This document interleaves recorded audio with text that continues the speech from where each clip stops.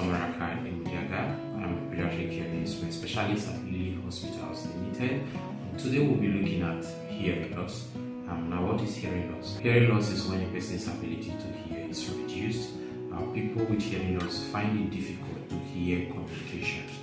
The World Health Organization has estimated that 1 billion individuals are at risk of developing hearing loss due to unsafe listening practices, which involves listening to exposure to high sound coming from personal audio devices and entertainment venues. Now, when we're looking at hearing loss, I'll just give you a quick scenario. If you're on a telephone call with someone and there's a bad network, you could attest that you find it difficult to hear what exactly the person is trying to communicate to you. Even though you increase the volume of your phone, you may not get the communication very well. So that's what people with hearing loss experience in their day-to-day life. Now, talking about this hearing loss, there are different types of hearing loss, and there's a classification system that best describes where this hearing loss or the problem is in the ear. Now, the first one, we have the conductive hearing loss. The conductive hearing loss is when there's a problem in the outer and or the middle ear.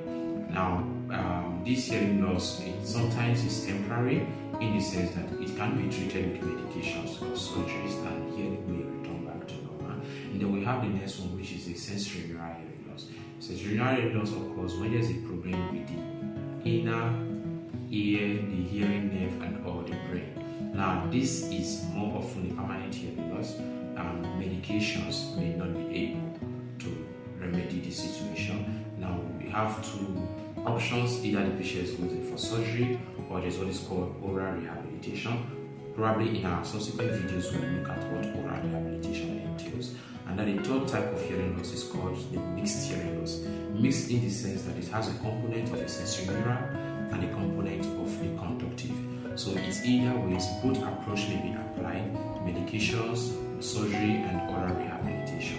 Now, what are the possible causes of hearing loss? Now, there are two major factors that can result to hearing loss today. We have a lot of them, but two major factors. The first one I'll mention is age.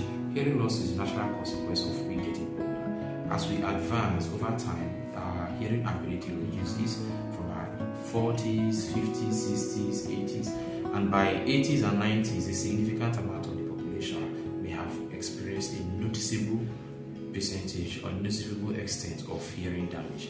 Now, the next factor is noise. We live in a noisy environment, and hearing loss is an effect of high noise exposure. So what it means is these two major factors are the most common cause of hearing loss within our society today, especially with the adult.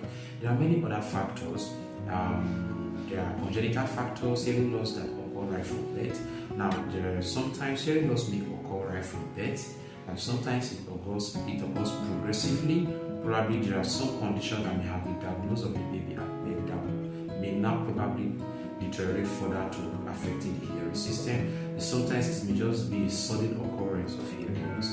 Now, in all this, so we have cases like meningitis, chickenpox, jaundice as well. All these are factors that can lead to hearing loss as well. And then we also have a single exposure to an explosive sound is also one of the causes of hearing loss.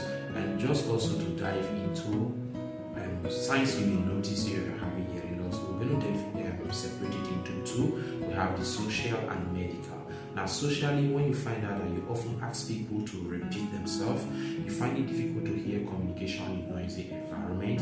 You find it difficult to hear female speakers, female and children, because more often their frequencies are high pitched, and also you often ask people to come again while talking on the telephone, and sometimes people tell you that your television volume is too high and you feel it's very okay.